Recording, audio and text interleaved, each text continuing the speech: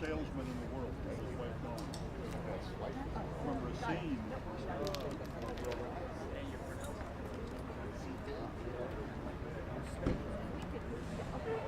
When I call on you, you randomly read.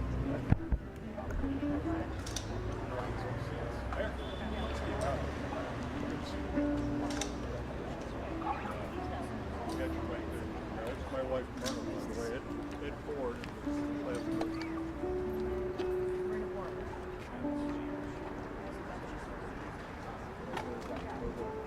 Thank you so much.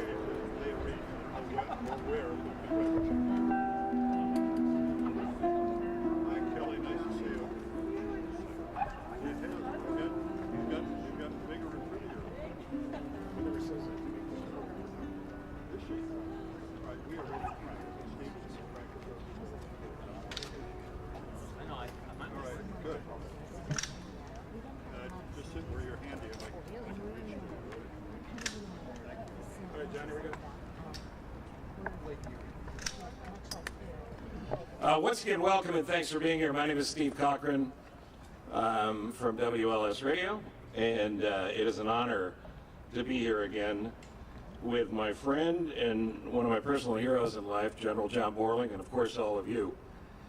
We have a duty on this day to remember, and remember we will for all the right reasons. You're all great patriots, and you all understand this, but I also feel that, and I say this whenever I have an opportunity to stand in front of a microphone like this, we have an obligation to preach, an obligation to go out today and tell your friends and your neighbors, and especially young folks, the true meaning of Memorial Day and what it's all about. My wife and daughter are here. My wife and I got back just a couple of weeks ago from a trip into history where we took a bunch of WLS listeners to historic D-Day sites, the Battle of the Bulge in Luxembourg, and also to Normandy. And we stood on the beach at Omaha, and we saw where so many gave their lives in that epic battle that led the way to today and the freedoms that we have today. But I was particularly struck by one man in particular on the trip whose father gave his life in World War II and son gave his life in Afghanistan. And as we stood on the grounds of the American Cemetery in Normandy, where 10,000 men and women are buried, all at the average age of 19 or 20. He was carrying the dog tags of both his father and his son. Now, I am the son of a veteran, but there's no way that any of us can truly pay back the sacrifice that was made, not just by those that were lost, but also by the families that gave so much. There's really nothing that I can think of that has the combination of pain and pride as a result of losing someone in defense of this country. But thank God for all of them. 600,000 since World War I. It's about the population of Boston or Detroit or Nashville, all gone. We don't know what they would have done with their lives. We don't know how they would have changed America. But we do know that they did the work we didn't have to do. And that's why we can be here today. The other day, my friend John Borling corrected me on the air, and rightfully so. And I think it's a fundamental mistake that goes to the preaching I talked about when I said next Monday, today, we were going to celebrate Memorial Day. And he rightly said we don't celebrate Memorial Day, we commemorate Memorial Day. It's a very important difference. This afternoon, I hope you do celebrate. I hope you're with family and friends. I hope you're in the pool. And I hope nobody posts a video of me in the pool on the internet. But I hope you enjoy your day. I hope you enjoy your family. But I truly believe there's an obligation to teach others what Memorial Day means. It's more than just flying your flag, and that's vitally important.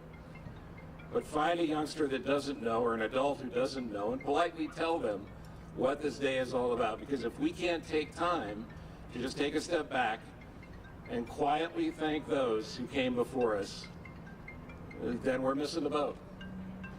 And in this beautiful city, and it's great to see Mayor Johnson here, and the tough fight he has every day and ahead, we need him to be great, and have faith that he will, with a team around him that can keep the city so beautiful. On this beautiful city's grounds, on this beautiful day in front of the Logan statue, my great pride now is to introduce to you a man who awarded his awards and his honors would take the rest of the afternoon just to go on. And though I'd like to make him uncomfortable and go through all of them, I think we're going to move forward. And please welcome General John Borling.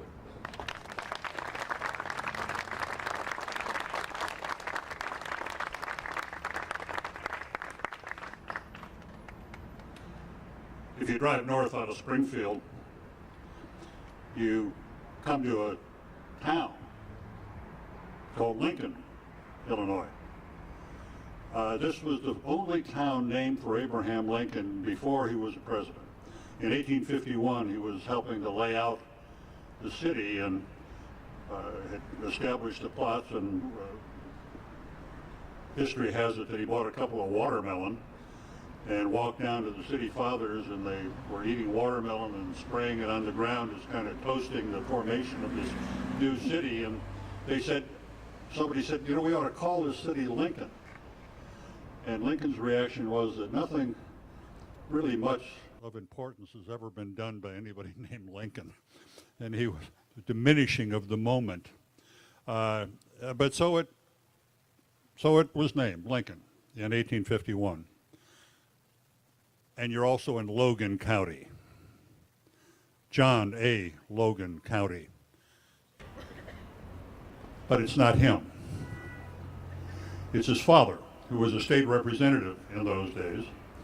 And the fame and the exploits of Major General John A. Logan, some of which we will hear about today, came later, pre, during, and after certainly the Civil War, when he was a figure recognized for excellence and support of the Union, a great friend of Grant and of Lincoln, and in fact, along with them are the only three people mentioned in the Illinois State Song. So that's part of why we gather here today. But we have a program, this 27th annual event here in the shadow of Major General Logan, because as you know and will hear repetitively today, he's the man who founded Memorial Day in Illinois. And we gather here because of that. But we begin the program, as we always do, thanking Steve Cochran, the ever popular radio host that you just listened to. We begin with a presentation of the colors presented by Detachment 195 from Illinois IIT and 17 other schools, and now of the University of Chicago. They've just moved. So I will ask them to come forward. I would ask you all, if able, to stand and present the colors, please. With them, their commander, Lieutenant Colonel Dr. Matt Weaver, Air Force, obviously, and he will be helping with the program, and a great and new friend. Ladies and gentlemen, the colors of the United States.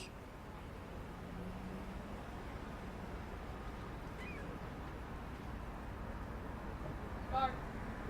Halt. Cut. Pace. Freeze, done. Arms. At this point, I would like Anil Barrett to come forward. Anil is a naturalized American citizen from high school, born in India. It's appropriate that we have an entrepreneur, an expert in technology, a man who has made and calls America his home, to lead us in the pledge to the flag. A good friend of mine, a man to know, a man who's making a difference in America, and his family is with him today. Anil Barrett.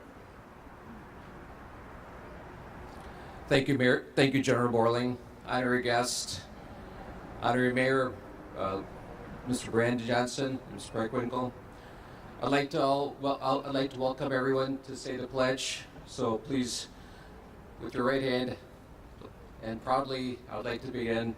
I pledge allegiance to the flag of the United States of America, for the republic for which it stands, one nation, under God, indivisible, for liberty and justice for all. Thank you. And now, as is the norm, the custom here, Sharon Carlson and her granddaughter Olivia will provide us, along with David Underdunk, you see the card of musical information, the national anthem. Sharon and Olivia, please.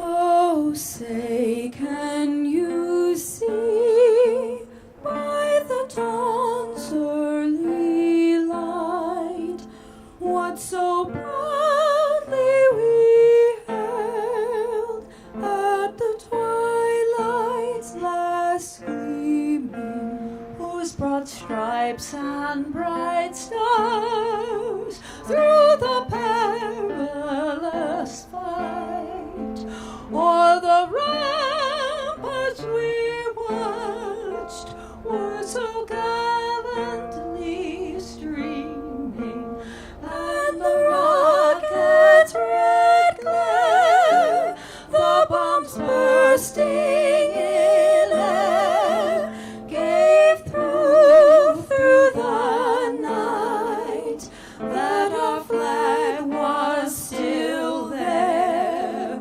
Oh, say, does that star-spangled banner yet wave o'er the land of the free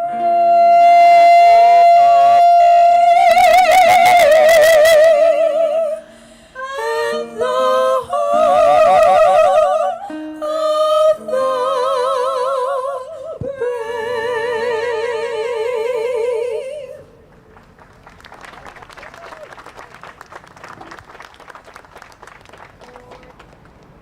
Arm.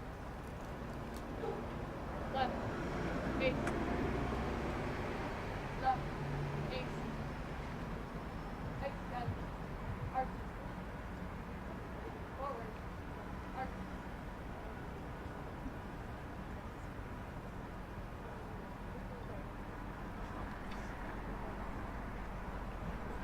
Olivia Knack, please be seated. Olivia Knack is a senior at Peyton Prep, going to college. She's been touring with their a cappella choir for a number of years and has a very bright future ahead of us. Again, I commend your attention to the small card, the small program card that has the musical talent information on it. And you can see what not only Sharon and Olivia provide, but also Dave Underdunk, our guitarist here for many years.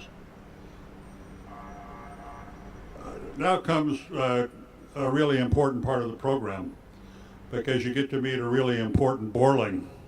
And his name is Don Borling. He's the pastor of All Saints Lutheran Church in Orland Park. And if there's a star in the family, it would be this guy.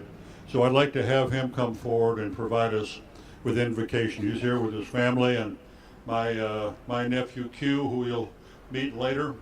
And you'll note that Don's knees are the equal of mine. So we welcome Don Borling.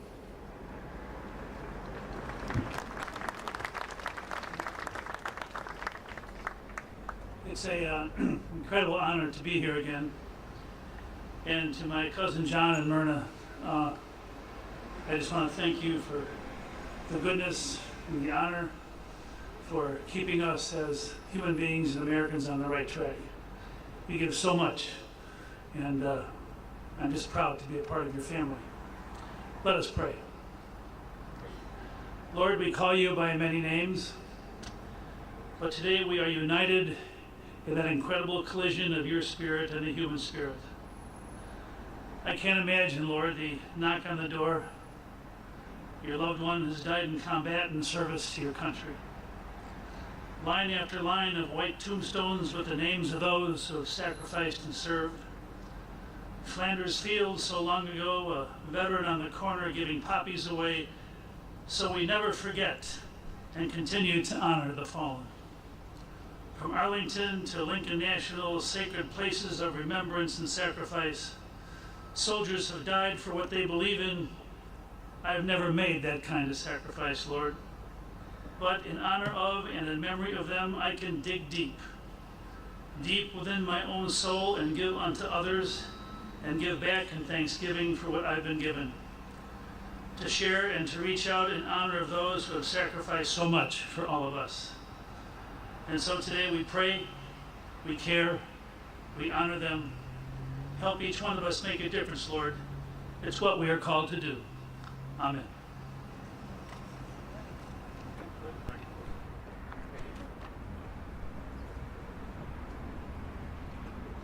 And now you know why he's the best part of the Borling family, other than for my wife Myrna, who is, and my wife of 60 years, I may comment this year. I want to thank you for that public recognition of how much I've contributed to the marital enterprise. It means a lot. I hope Myrna took note.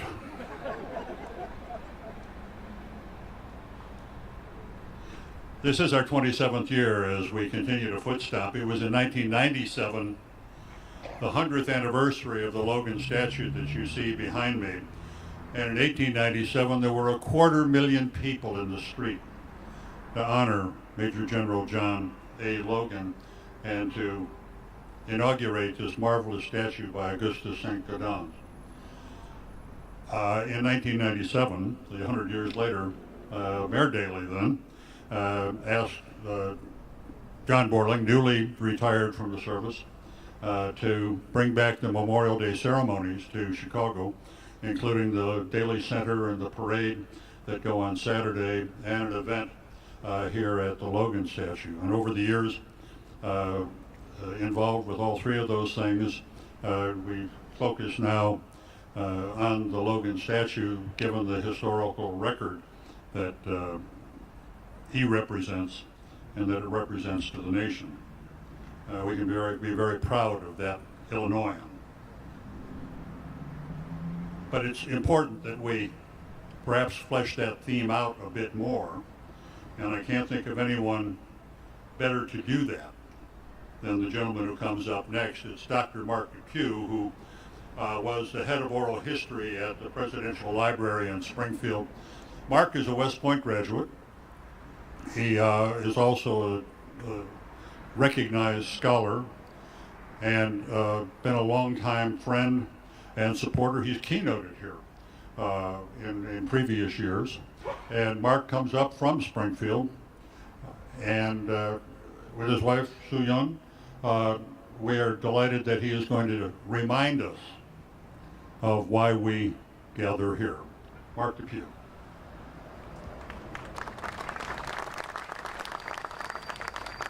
Thank you all for being here today.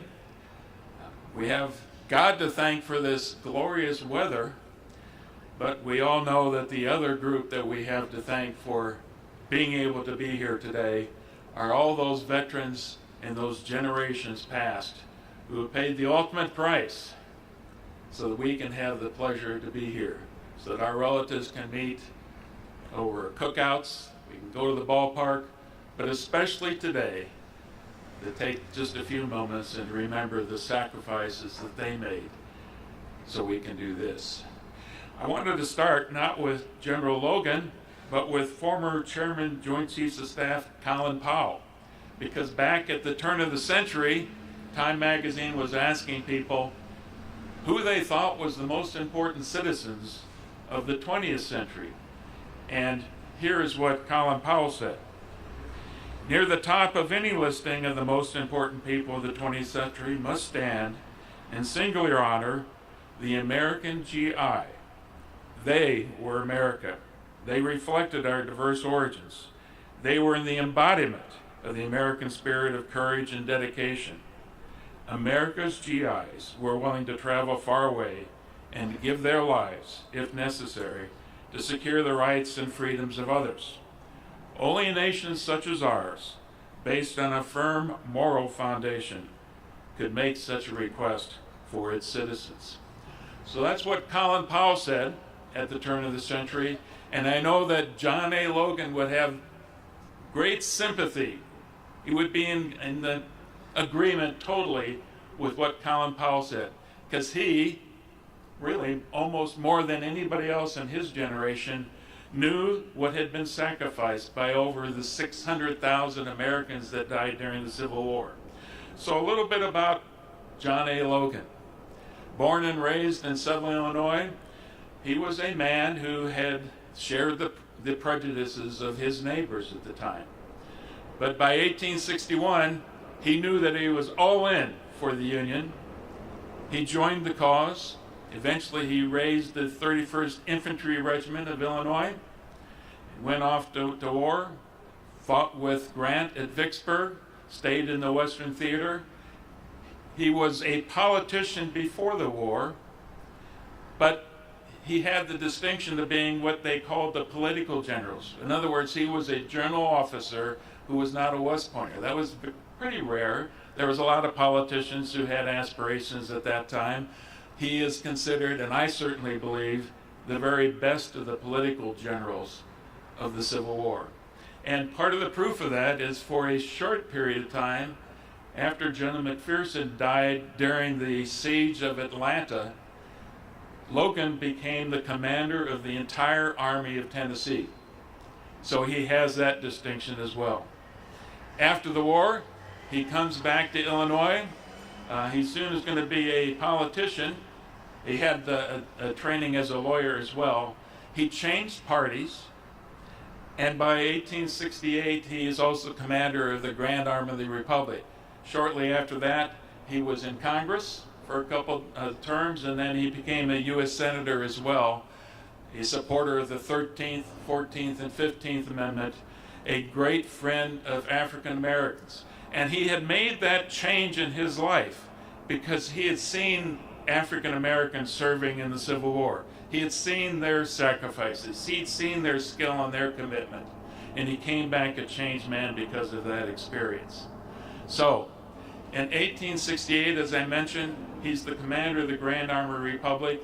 And in that capacity, of all these Union soldiers, he put out this message. Order number 11. The 30th day of May, 1868, is designated for the purpose of strewing with flowers or otherwise decorating the graves of comrades who died in defense of their country during the Great Rebellion, and whose bodies now lie in almost every city, village, hamlet, churchyard in the land. His fellow GAR members certainly honored that, and thus started the tradition that became known as Decoration Day for a couple generations, but by the time you get to the 20th century, became known as Memorial Day, a federally recognized holiday. And the only one that's really identifying those who have made the ultimate sacrifice and died for their country. So it's only fitting that we take a few moments today and remember those sacrifices and respect what they have given to this country. Thank you.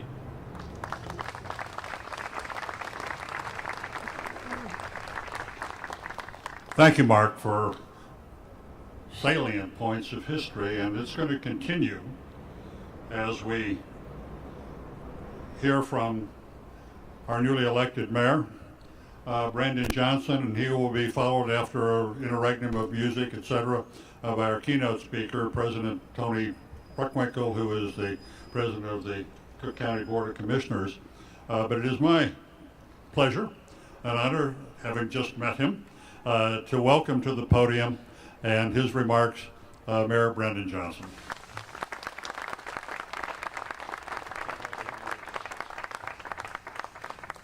Thank you and good morning, everyone. As a social studies teacher, I am having the time of my life right now. Thank you, Mark, for that wonderful historical lesson and the person you're going to hear after me is also a social studies teacher. So thank you for not nodding off. We appreciate that.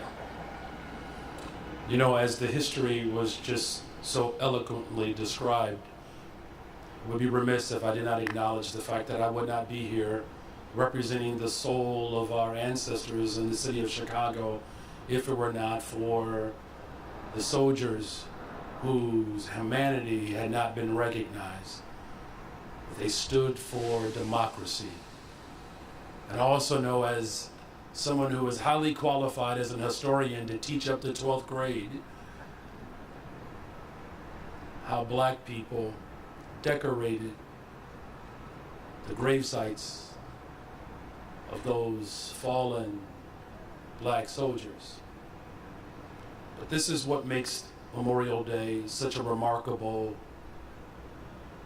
not just ceremony, but commemoration, is that through the collective struggle for democracy and liberation, that is ultimately what brought this nation together.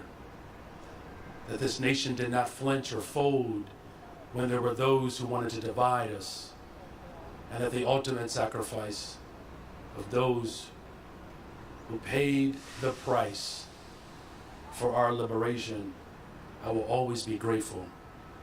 And of course, in recognition of Memorial Day and all the service people who gave their lives for the good of this country, I'm honored that I will have the opportunity to lay a wreath here at the General John Logan Monument.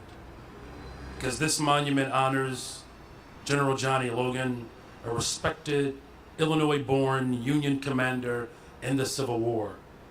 Chicago remembers General Logan's service not only in the war, but as a leader who established the observances of this day for our nation. We gather on this day every year to solemnly remember our nation's servicemen and women who fought and made, again, the ultimate sacrifice for our freedom. We must continually, of course, remember their sacrifice, honor their memory, and ensure that their legacy lives on. Knowing the dangers and the risks, these heroes forged ahead anyways to serve a righteous cause. So of course it is our duty as grateful residents to preserve the values for which they fought and to build a better, stronger, safer Chicago and nation that is worthy of their sacrifice. We must strive to uphold the principles of equality, justice, and freedom in order to truly honor our fallen heroes. Their loss is profound, and they deserve our unwavering gratitude and love and support every day. And then finally, to the families and loved ones of servicemen and women, thank you for your contributions and your sacrifice that you too have made for our nation. I pray that you continue to find peace and comfort. It is certainly humbling. It's a tremendous honor to join you today to uplift the names and memories of husbands, wives, daughters, sons, and friends who so courageously made life better for all of us. Again, the city of Chicago, the greatest city in the world. We will continue to not just recognize, but live out the incredible sacrifices that so many people have made for our liberation. And thank you for your continuous support. May God bless the city of Chicago, and may God bless the United States of America. Thank you.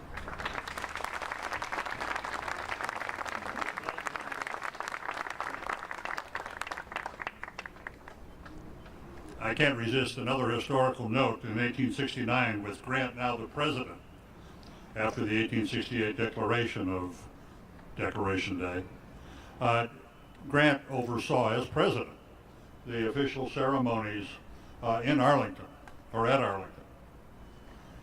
And he made it a special responsibility that as the flowers were strewn on the graves, that they didn't neglect the Confederate graves. So Union and Confederate graves were decorated in those days, and in the parades that occurred after the war and into the early 1910s and 20s and 30s, it was not unusual to see Confederate and Union soldiers marching hand in hand in those parades. Is there a lesson for today on that? I suggest that there is.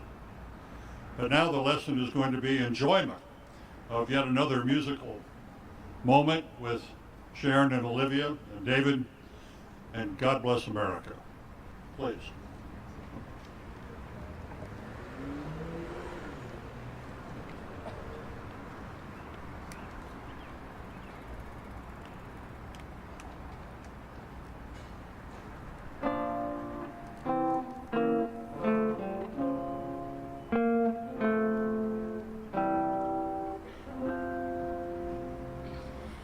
God bless America, land that I love. Stand beside her and guide her through the night with a light from above, from the mountains to the prairies, to the oceans white with foam. God bless America, my home, sweet home. God bless America, my home, sweet home. From the mountain to the prairies, to the oceans white with foam. God bless America, my home, sweet home. God bless America, my home, sweet home.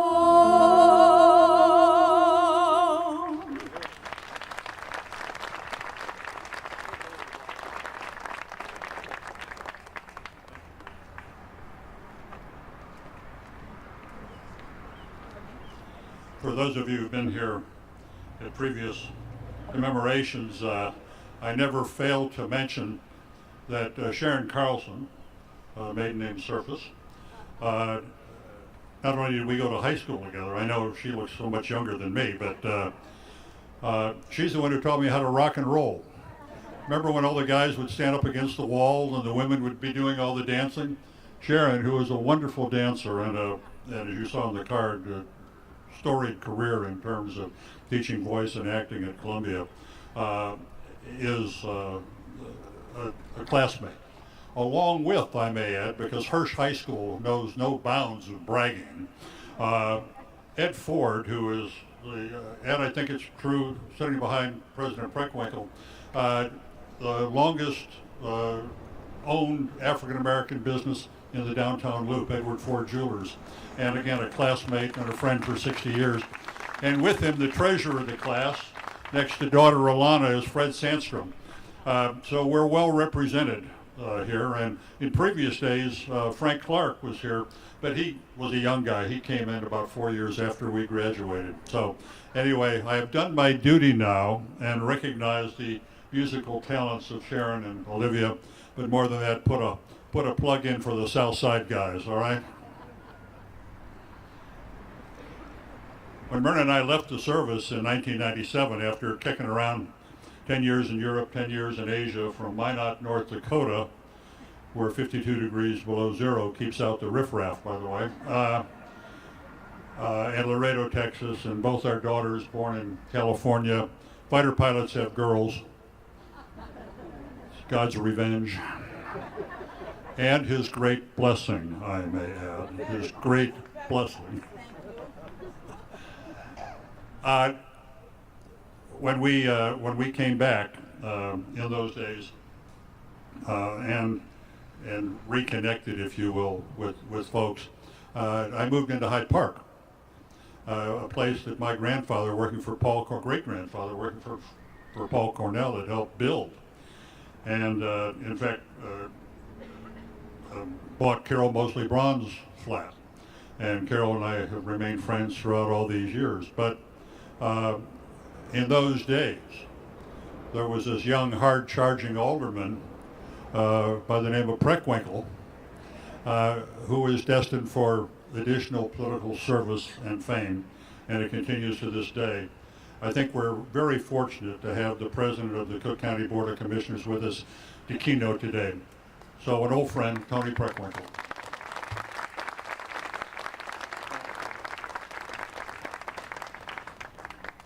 Good morning. I'm grateful to be here today to remember and honor all of those who've served in the military, in particular those who are lost to us. I want to thank all of our veterans and our Gold Star families who have joined us. You've had to carry the heartache and the loss of a parent, a sibling, a child, a friend. And today we pay our respects to you and to them. I would also like to acknowledge all the residents who've joined us to observe this holiday, and thank you all for being here.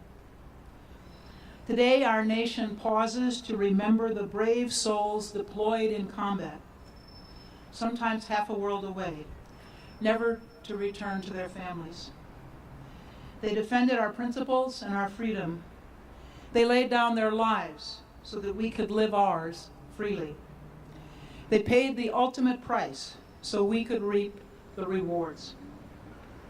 For that, we're immeasurably humbled and grateful. Today, we lay wreaths at the statue of General John A. Logan, an Illinois native who served under General Grant during the Civil War. Among his many accomplishments, both on the battlefield and in political office, he's credited with helping establish Memorial Day, which, as you heard, he originally dubbed Decoration Day, because he believed all Americans should take time to decorate the graves of the fallen with flowers. Now, as Mayor Johnson said, I'm a social studies teacher as he is. So I want to talk a little bit about what was referred to earlier as the shared prejudices of his neighbors. He shared the prejudices of his neighbors. He was a soldier in the Mexican-American War. As a young lawyer, he was elected to the General Assembly in Illinois in 1852. In 1853, he sponsored a series of anti-African American laws, anti-black laws, called Logan Laws. Basically, they fined free African Americans, free blacks, who migrated to Illinois, and imposed a 10-day jail sentence on them. I want to say that again. They fined free blacks that migrated to Illinois and imposed a 10-day jail sentence on them. These measures were overwhelmingly passed by the state legislature in Illinois. You know, I think it's important not to gloss over our history. We live in a complicated country with a complicated history. And we shouldn't pretend that the people who we honor were perfect and simply say that they shared the prejudices of their neighbors. What he did was despicable. He was also very hostile to abolitionists and was quite public about that. But as a Christian, I believe in the possibility of redemption and transformation. And as you heard from other speakers, as a result of his experience in the Civil War, particularly the heroism of African American soldiers, he changed his views. And in 1864, in the presidential election, he converted from being a Democrat, that's how he got elected to the General Assembly and to Congress earlier, and became a Republican and supported Lincoln's re-election. We honor him today for his military service in the Civil War and the Mexican-American War. We honor him for being the founder of Decoration Day, Memorial Day, but we shouldn't forget either his past or this state's past. So, You know, one of the things I love about holidays like this is those of us who aren't social studies teachers have the opportunity to share some of our appreciation for history with others, and in contrast to every other day, they're more likely maybe to pay attention. So, I want to honor those who served our country. My father served in the Second World War. It's an absolutely miserable experience for him. And he never talked about it, quite oddly. But I am grateful to him for his service and to all who have worn a uniform of the United States, all including General John Logan. Thank you.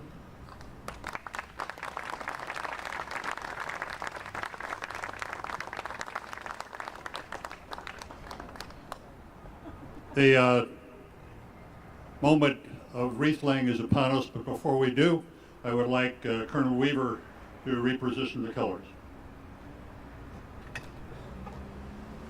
Detachment 195, prepare to reposition the colors.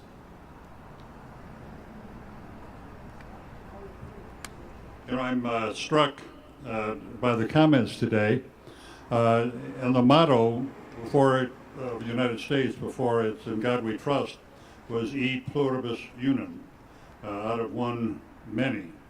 And I think that it is important to shine a light on both the things that are distasteful in our past, but then is not glory resident, be it in individual lives or in a movie that's going to be made, an epic movie on Memorial Day, when one man's life is transformed, and with the help of friends, he helps transform the world. Those words were echoed, not a direct translation or quotation, but echoed by Stephen Douglas about John Logan after the Civil War. And so this imperfect world we live in, where we take steps forward and steps back and steps forward again, and yet if we look at the glory and the plenty of this land around us, we can only be grateful that we were born and remain loyal Americans. And in that vein, we will honor our war dead by the laying of wreaths, beginning with the help of Jill Green, who is going to position herself here, and the solemn wreath laying ceremony will commence. It will be followed, as you saw in your program, by additional military honors, and then it will be followed by what we hope is a convivial, as it has always been, picnic in the park. But for the moment, let us commence with our wreath-laying program, and we'll begin with the United States Army. And while I have Jill here from Wisconsin, by the way, she is going to now be joined by her husband, Major Dave Green, combat experience veteran, Force for Good in the VFW forces in Wisconsin, and a person who he and his wife travel here every year to be part of our Memorial Day scene. So for the United States Army, Major Dave Green, assisted by Jill, who will be helping the rest of you as your names are called to come forward. For the Navy, I would like to ask Dr. Ken Kogut to come in. By the way, how many Navy people have we got here today? All right, that's good. How many, any Marines? I know we've got Major Tweedy over here. That's just one Marine. Normally I would speak very slowly and distinctly if there were many Marines in the crowd, but as an assistant for the Veterans Affairs in the city, I think Tom is going to be more than welcome in a moment. But now for the Air Force, to which I'm somewhat partial, I'm going to ask Lieutenant Colonel Matt Weaver, who is the head of aerospace studies for all of Department 195 or Detachment 195 to lay the Air Force wreath. That comprises 17 schools, universities, by the way, here in Northern Illinois. For the Marine Corps, Tom, if you'd come up, Major Tom Twitty.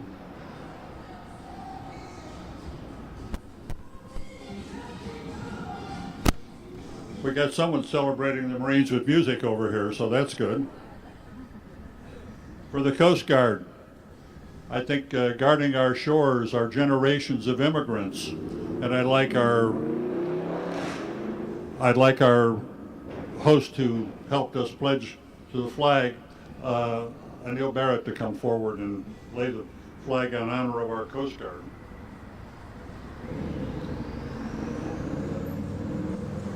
It's not generally known, even accepted yet, that another major force has been added to the force in terms of the Space Force.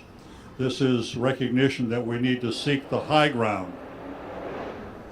And the high ground is obviously up as far as we can go, and we need to make sure we're there and that we are dominant.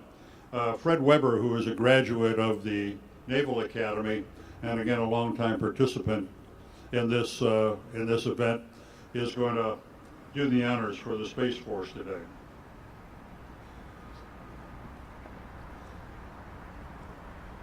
I know that Medal of Honor recipients and Al Lynch's organization are often here. They are not with us today. Talk to Al. And I told him that I was going to substitute an historian of note to lay the wreath for the Medal of Honor. And so I'll ask Mark Depew to come forward and help us with that welcome chore, deserved task, understanding that you never earn or win the Medal of Honor. Improper to say so. You are a recipient of the Medal of Honor.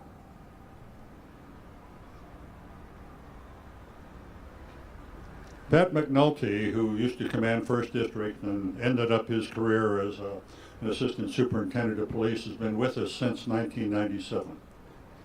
And he's legendary in the Chicago Police Force. And Pat will honor the fallen police officers. Thank you, Pat.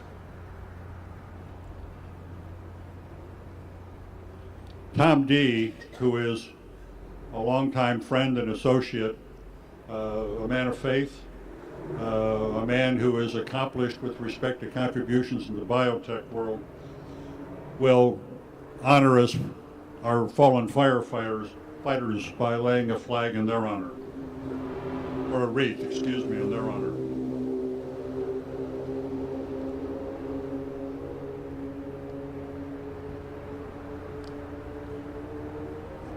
I'm going to ask Don Borling to come forward again. And we don't have any Gold Star families here, do we? Can I see a show of hands if we do? Well, absolutely. That's why Don Borling and his wife Peggy can come forward in honor of being Gold Star family members. Don and I share relatives from World War II who lost their life, and Peggy much more recently. So.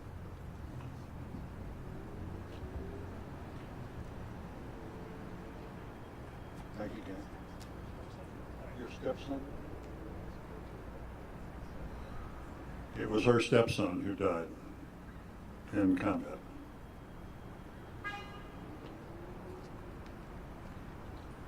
We have every year had representatives of the Casey family. Don Casey passed, World War II POW. I wear the ring of my uncle, Dick Borling. This is the ring that the bombardier made when they got out of prison camp in World War II. And I asked the sons of Don and Matt, to join us and honor their father and honor the POWs.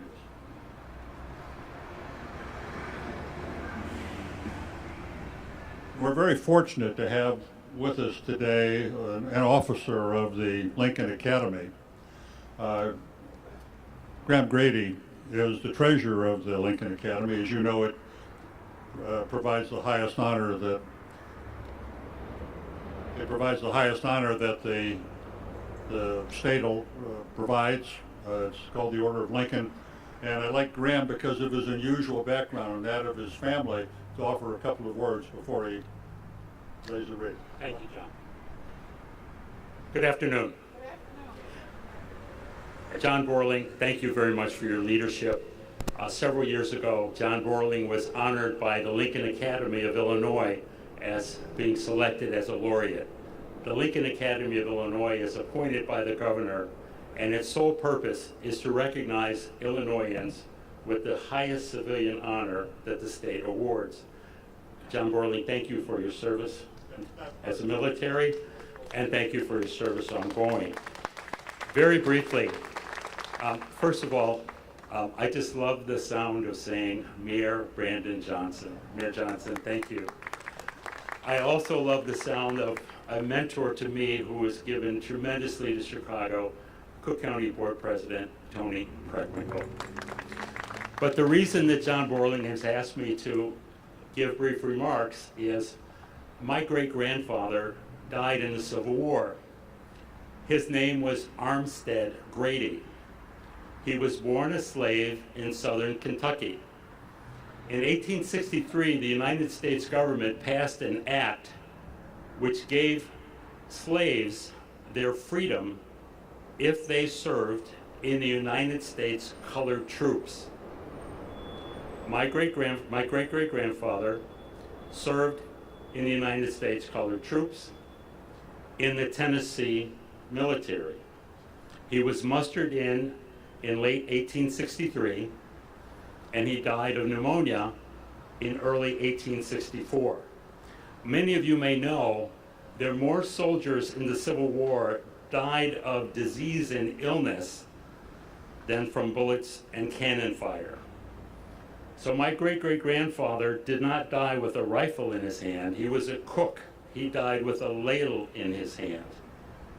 But I think it's important for all of us to recognize and to thank every person who was given sacrifice of their lives, the ultimate sacrifice, be they service with a gun in their hand, or in the case of my great-great-grandfather, with a ladle in his hand. I think it's also important, as President Preckwinkle pointed out, our military service is as diverse as the United States is today.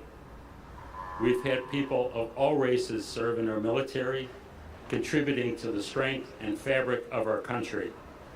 And as the great-great-grandson of a person who gave his life for our country, for these United States, it's my distinct honor to lay a wreath today in commemoration of Memorial Day. John, thank you for this honor.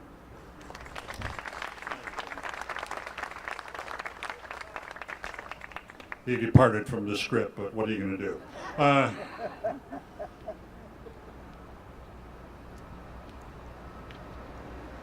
Years ago, the name Pucci rang loud up and down this street. Lawrence and Carol Pucci, who were present at the creation of the events that we talk about here today in 1997 and subsequent years, along with Commissioner Teresa Petrone and a host of others, the Chicago Crime Commission, the Cultural Mile, but it falls to the SOS America Foundation to continue to carry on, and I've been pleased to be the organizer and master of ceremonies for these ceremonies over the years. So Lincoln Academy properly taking its place on the Hill, I would ask at this point that we recognize the contributions of the Pucci family and of the Petrone family, and I can't think of anyone better to do that than a duo, one from Hirsch High School, Fred Sandstrom, but assisted by Alana Ford. And if the two of you would come forward and do the honors with respect to the Wedgwood Society of Illinois, that would be wonderful. Thank you so much.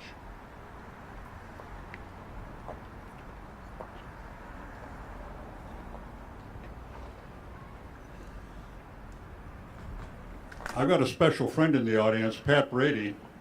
We go back a long way, and Pat has long been a supporter of the foundation, the activities of SOS America. It's a service program that argues every young person, 18 to 25 basically, a little older even if they can't pass the test for the all-volunteer force, ought to have an opportunity to serve at least a year in the military in small units and mixed geography across the land so that people meet each other, mix ages because people are different at 18 or 20 or 22 or 23, mix socioeconomic and background levels, and use the military as a tool to do more nation building in America. And I think that would be a noble thing. And we've been working on that program for a number of years. So I'd like Pat Brady to come forward and do that, but assisted by Paul McKay, who has joined us from Pennsylvania today. Paul's an Air Force veteran, commercial pilot, and if Paul and Pat would come forward and do the honors with respect to the SOS America Foundation. Thank you very much.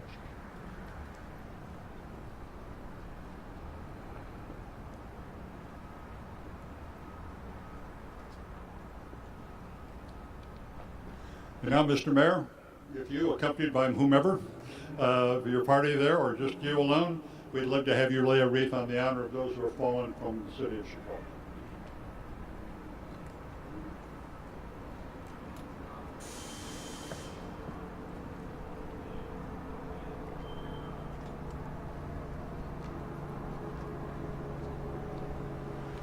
And with thanks to our keynote speaker, President Tony Preckwinkle, if you'll do the honors for Cook County, please.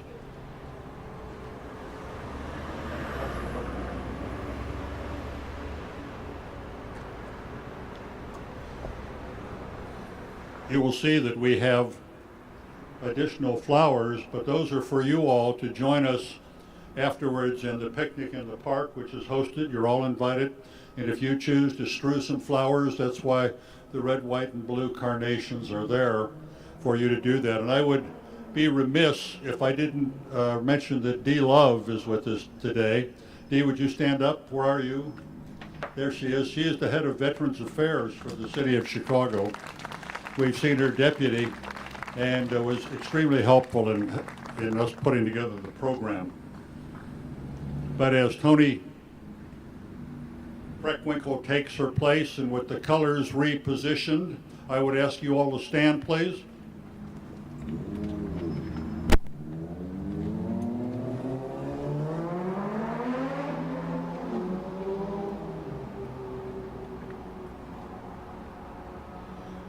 And from the Police Honor Guard, sound the rifle salute.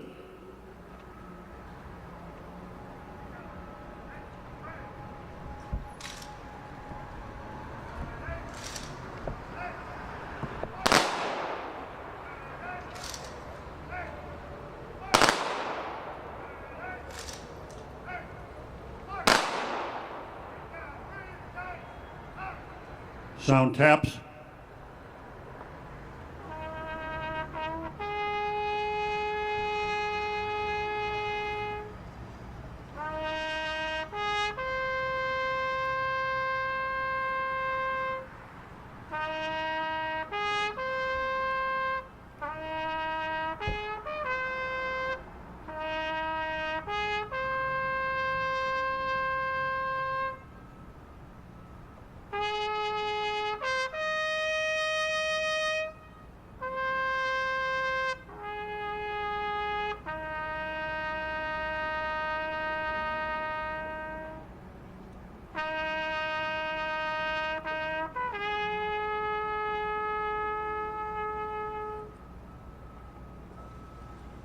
Ladies and gentlemen, that concludes the formal portion of our ceremony. Again, you're welcome to join us for picnic in the park. If you go north on the stairs and you desire to visit the statue that has the 50 flags of the states surrounding it, be careful, they're a little slippery. But we're pleased that you are with us today. Thank you so much.